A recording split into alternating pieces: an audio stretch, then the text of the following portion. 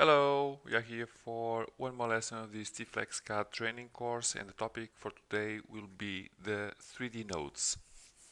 3D node is another type of element that we have available inside T-Flex CAD and represents a point in 3D space. The main use of these 3D nodes are as references for snapping other 3D objects, um, like bodies, surfaces, pads, whatever. We can create 3D nodes in many types of situations. We'll try to simulate a couple of them. Starting to do these 3D nodes, um, I will do a couple of objects to simulate some situations. Let's create one cube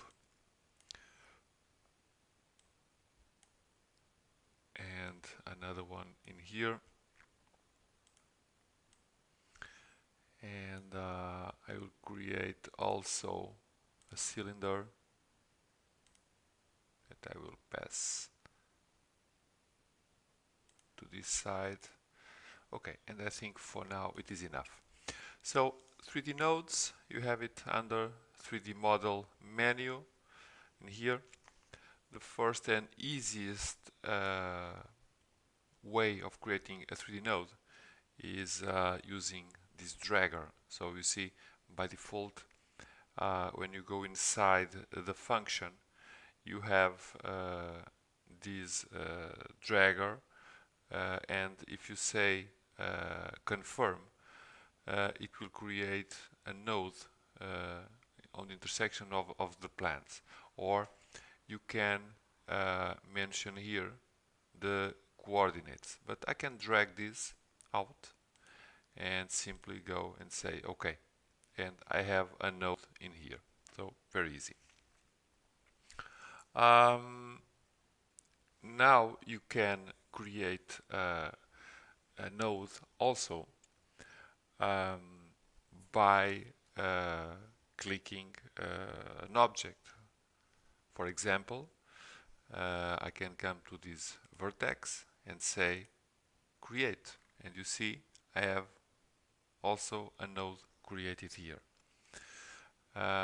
And this object, it can be a lot of different situations. For example, I can do also if I have a 3D path, so I will create one. I can use this node to create a path, for example, until here.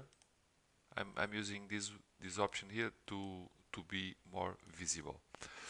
3D node, I can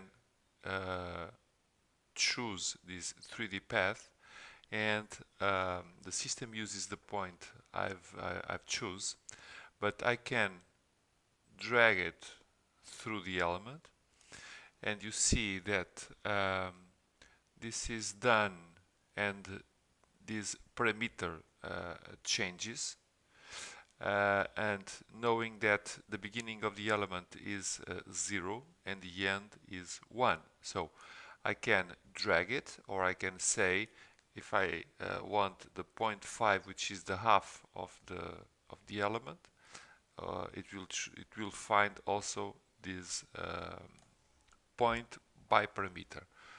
Or instead, by offsetting, and these are the measurements that the system does on top of the element. So I can say I'm on the 0.99 point something. So if I want the 0.120, okay, I will get it also. And this can be done considering the origin as the start point, as the end point, or the center point, or even a particular point. So you have a lot of options to create through the element. Um, we can do this also picking a work plan. If I pick a work plan, okay, I choose my point. I can drag it also through my plan. I can give it a point, a specific point, using the coordinate scale or not, or using the U and V directions. So if I say, for example, 1 is too much, but 0.20 or 0.25, and in here 0.2, whatever. I have also these possibilities also in work plans. I can choose also a surface or a face. For example, this one here. I can choose this surface. I can work also with the parameters U and V of this surface. Okay. 0.5, and it will change accordingly. So it's easy to do also on a surface, or if I say a face, it's the same. Okay, it's the same purpose that I had previously. I can create also a node by intersecting elements. So I will create another path, for example, from this. Let me try to catch this point to this point here. Okay. So I can have also a node by intersecting elements, and the intersecting elements are it's this function here, and I can give different type of elements either in the first or second batch to calculate the intersection. So you see in here, as first element I can give a curve or an axis. I have here a curve, and as second element I can give also curves, axes, surfaces, bodies, sheet bodies, sorry, or bodies. So I can say, for example, a body. So let me say this guy here, and I have a node on the intersection. I can create also a point, for example, in the center of an elliptical edge or a sphere. So if I say, for example, this option, I can choose my circle, and it will create a point in the center. So another possibility also. I can calculate the shortest distance between elements also. If I say this option, I can choose among an edge or faces or loops or bodies. So I can say this edge here, and for example this edge here, and the shortest distance is this one. Or I can say an edge and a body, and it will find also the best solution. So also convenient. We have options also for the center of gravity of an element. For example, this one here, the center of gravity in the cube, it's in the middle. It's easy to understand.